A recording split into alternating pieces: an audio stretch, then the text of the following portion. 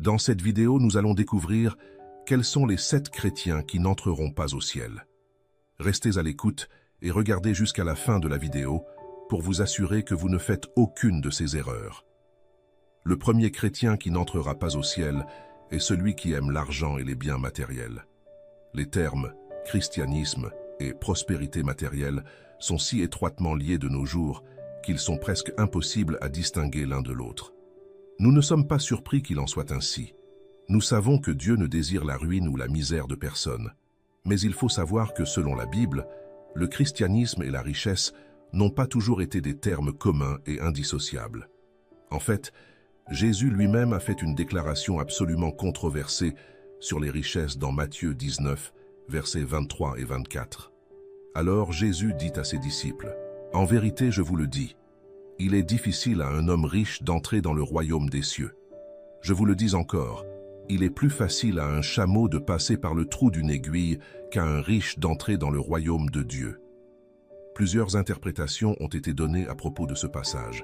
Ce qui est certain, c'est que Jésus avertit combien il est terriblement difficile d'avoir des richesses et d'entrer dans le royaume des cieux. Mais y a-t-il quelque chose de mal à avoir de la richesse et à être chrétien? En réalité, il n'y a rien de mal à cela. Dieu a d'immenses richesses et est le propriétaire de tous les trésors. Il est le propriétaire de l'or et de l'argent et il peut les donner à qui il veut. Le grand problème est donc dans l'amour de l'argent.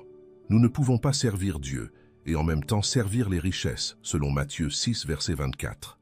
Mais alors, est-il possible d'être chrétien et d'aimer l'argent? La Bible ne dit-elle pas que l'amour de l'argent est la même idolâtrie? Aussi incroyable que cela puisse paraître, il est possible d'être chrétien et d'aimer l'argent. Voyons ce que l'apôtre a à dire à ce sujet dans la première lettre à Timothée chapitre 6 versets 9 et 10.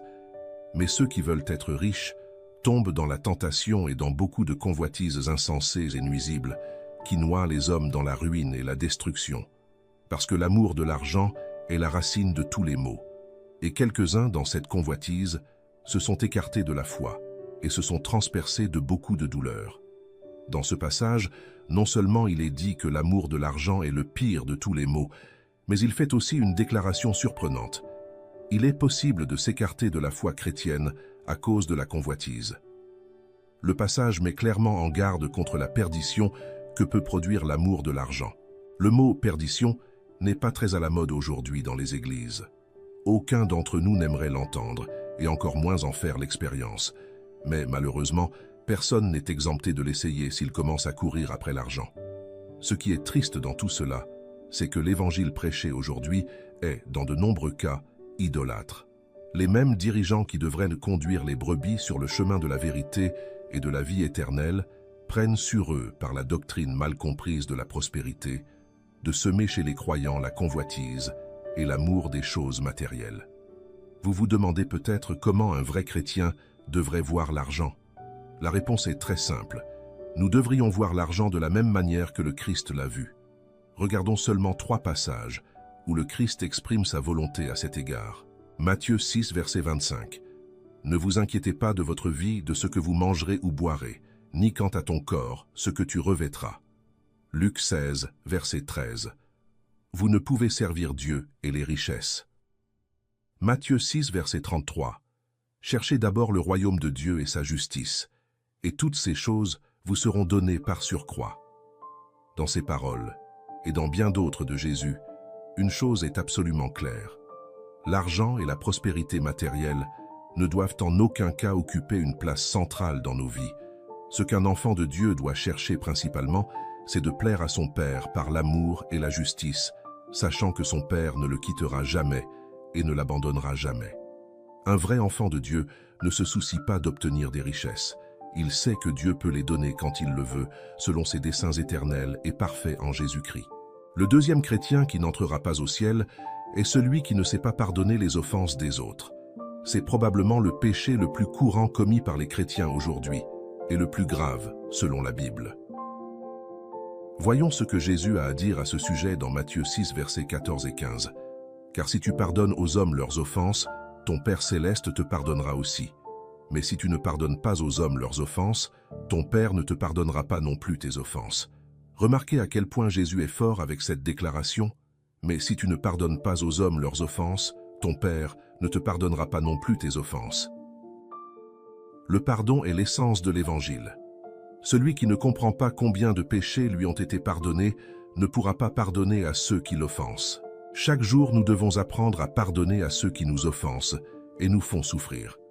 C'est certainement l'un des exercices les plus difficiles et les plus douloureux de la vie chrétienne. Mais c'est un exercice absolument nécessaire dans la formation de notre caractère. Si notre Seigneur Jésus-Christ, bien qu'il ait été blessé, giflé, battu, transpercé, injustement accusé et déshabillé en public, a pu dire « Père, pardonne-leur, car ils ne savent pas ce qu'ils font ». Pourquoi ne pouvons-nous pas faire la même chose avec ceux qui nous offensent tous les jours, de manière beaucoup moins grave? Une seule chose est certaine, si nous ne pardonnons pas à ceux qui nous offensent, Dieu ne nous pardonnera pas nos offenses. Et si Dieu ne pardonne pas nos offenses, nous n'entrerons pas du tout au ciel. Troisième chrétien qui n'entrera pas au ciel. Un chrétien qui se soucie plus de plaire au monde que de Dieu. Voyons ce que Jacques 4,4 a à dire à ce sujet. Adultères et adultères, ne savez-vous pas que l'amitié du monde est inimitié contre Dieu? Quiconque veut donc être un ami du monde se constitue lui-même un ennemi de Dieu. Ce verset, bien sûr, ne signifie pas que nous ne pouvons pas avoir d'amitié dans le monde ou que nous ne pouvons pas partager de temps en temps avec des incroyants ou avec ceux qui ne partagent pas notre foi. Jésus était l'ami de nombreux hommes pécheurs et a même été jugé pour avoir mangé et bu avec des pécheurs. Ce que ce verset dit, c'est qu'aimer les valeurs du monde plutôt que les valeurs chrétiennes et essayer de plaire au système du monde plutôt que de vouloir plaire à Dieu est une erreur. Ce qui est extraordinaire dans ce verset, c'est l'expression « devenir un ami de Dieu ». La lettre de Jacques était adressée aux croyants du monde entier. Et l'avertissement, encore une fois, est qu'il est possible d'être chrétien et d'essayer de plaire au monde plus qu'à Dieu lui-même. Frères dans la foi et dans le Christ, soyons sûrs que Dieu ne permettra à aucun de ses ennemis d'entrer au ciel. Quiconque veut être un ami du monde et aimer des valeurs telles que le mensonge, l'hypocrisie et la déloyauté, finira malheureusement en dehors du royaume des cieux. Mais cela soulève peut-être à nouveau la question suivante. Comment devrions-nous alors voir le monde?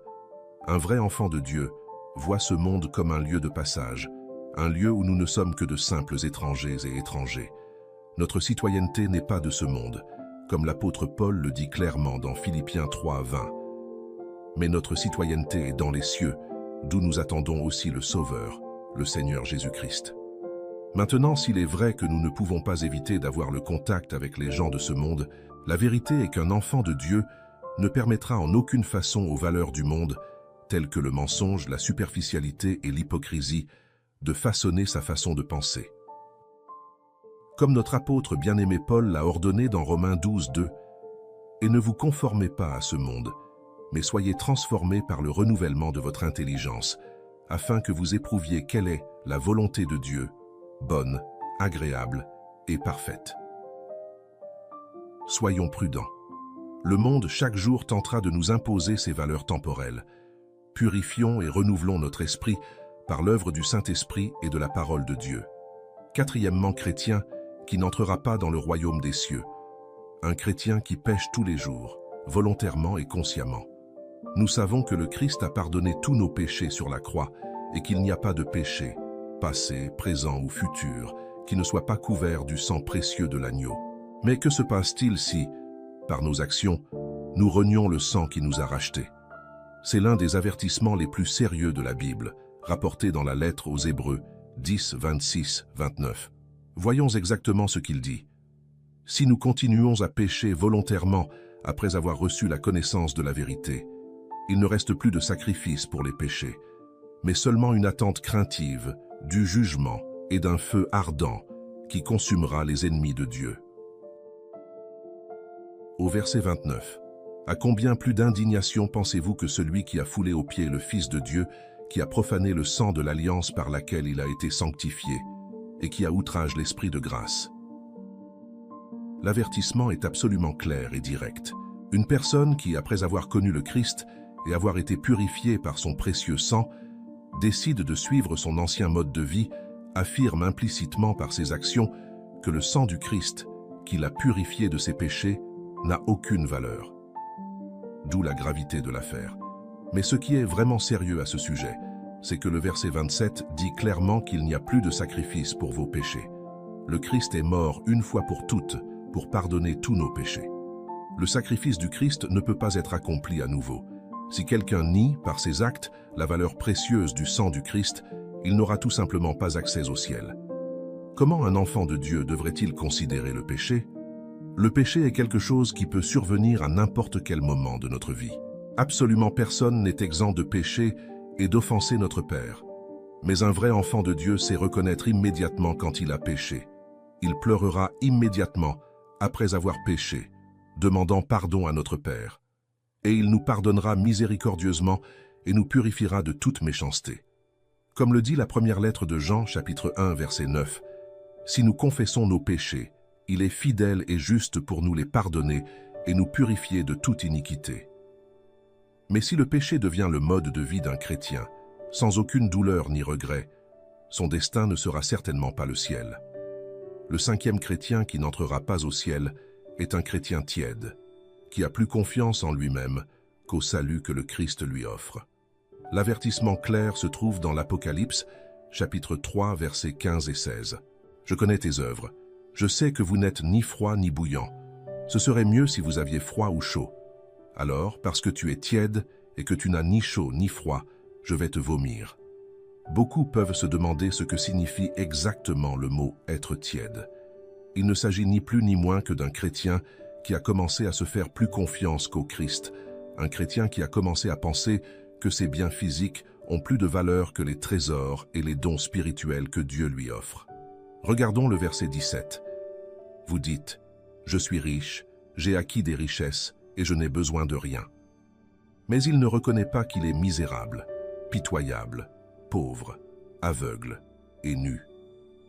Le passage est une réprimande directe à tous ceux qui ont confiance en leur argent, en leur possession, et croient qu'une fois qu'ils ont atteint un certain degré de prospérité matérielle sur terre, ils n'ont plus rien à rechercher jour après jour. Fais attention.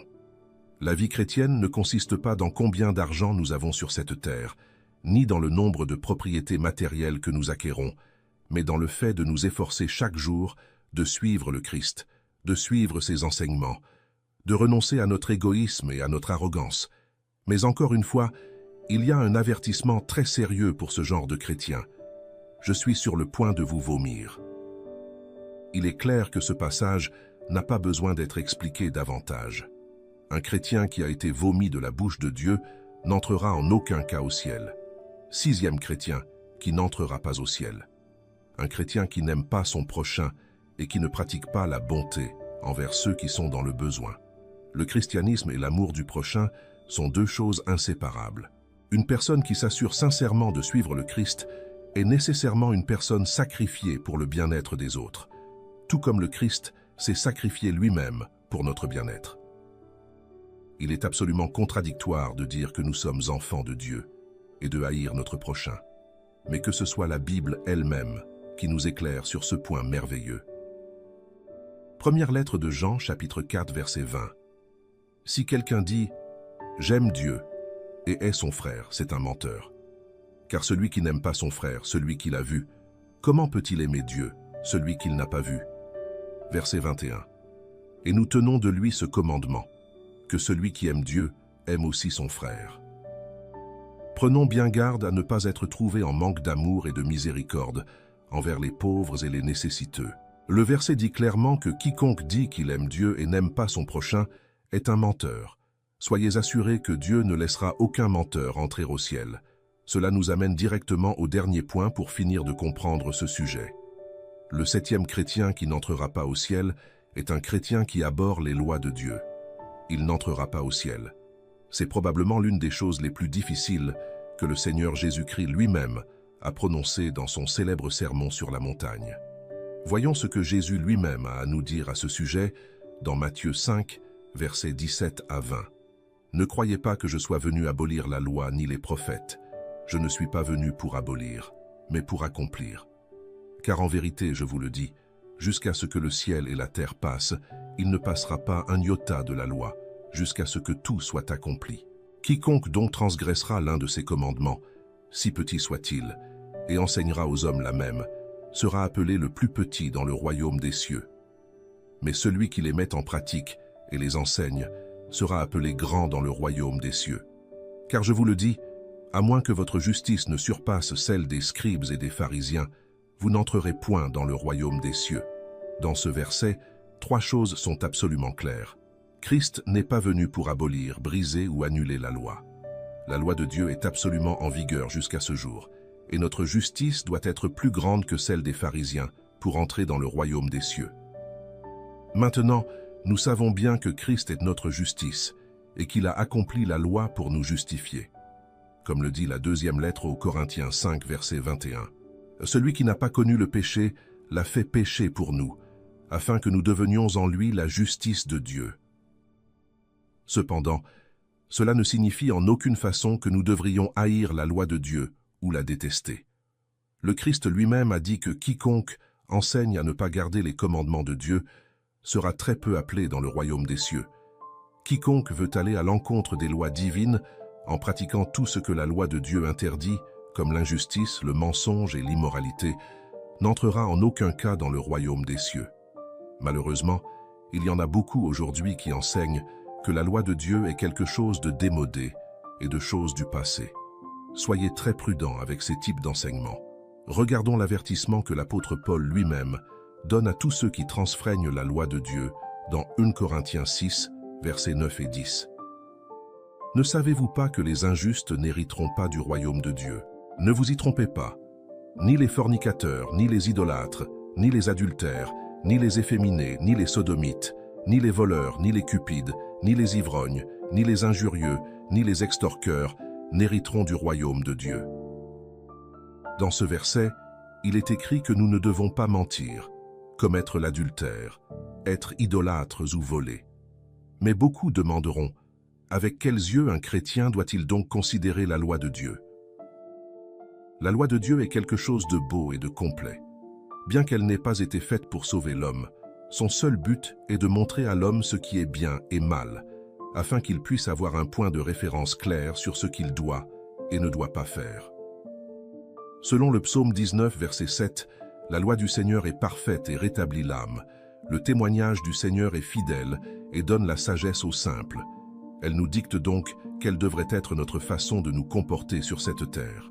L'amour pour la loi de Dieu se résume dans l'amour, selon l'apôtre Paul lui-même dans Galates 5, verset 14, car toute la loi s'est accomplie en une seule parole, en ceci: tu aimeras ton prochain comme toi-même. Soyez sûrs que quiconque ne vit pas selon la norme de l'amour et de la bonté dans la loi de Dieu ne verra pas le visage de Dieu, qui est le Père de tout amour et de toute bonté. Ce sont donc les chrétiens qui n'entreront pas dans le royaume des cieux. Ceci, bien sûr, ne signifie pas qu'ils sont les seuls exemples dans la Bible où le danger de s'écarter de la foi en Christ est mis en garde. Il y a beaucoup d'autres avertissements dans la Bible à ce sujet, mais nous espérons pour l'instant qu'une chose sera absolument claire aujourd'hui. Ce n'est pas la prière de la foi, ni la fréquentation d'une église, ni même le fait de donner nos dîmes et nos offrandes qui font de nous de véritables chrétiens. Bien que nous ne nions pas l'importance de ces choses, souvenons-nous encore une fois des sages paroles de notre Seigneur Jésus-Christ. Ce n'est pas celui qui me dit « Seigneur, Seigneur » qui entrera dans le royaume des cieux, mais celui qui fait la volonté de mon Père qui est dans les cieux. Quelle est donc la volonté de notre Père? Puissions-nous croire au Fils unique de Dieu et suivre fidèlement son exemple jusqu'à la fin. Une vraie foi ne rejettera jamais les enseignements de notre Seigneur Jésus-Christ. Il nous a ordonné dans Matthieu 16, verset 24, « Si quelqu'un veut venir à ma suite, qu'il renonce à lui-même, qu'il se charge de sa croix et qu'il me suive. » Un vrai chrétien qui a cru au Fils de Dieu marchera de la même manière que le Christ a marché sur cette terre, sans amour de l'argent, sans convoitise, sans pardonner les offenses, plaire au Père plutôt qu'au monde, abhorrer le péché et aimer la justice, aimer et aider les pauvres, mais par-dessus tout, mettant entièrement sa confiance en notre Père. Ce n'est qu'ainsi que nous serons appelés vrais disciples de Jésus et que nous n'aurons pas à nous détourner de honte le jour où le royaume glorieux de notre Seigneur Jésus-Christ sera manifesté.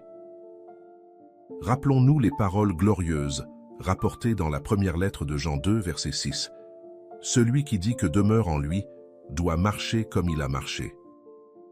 Le message du texte souligne l'importance de vivre une vie chrétienne authentique, selon les enseignements de Jésus-Christ. Dans un monde où être chrétien semble facile et accessible, la vraie foi est prouvée par des actions et un cœur transformé. Jésus a averti que tous ceux qui crient « Seigneur, Seigneur » n'entreront pas dans le royaume des cieux, mais seulement ceux qui font la volonté du Père.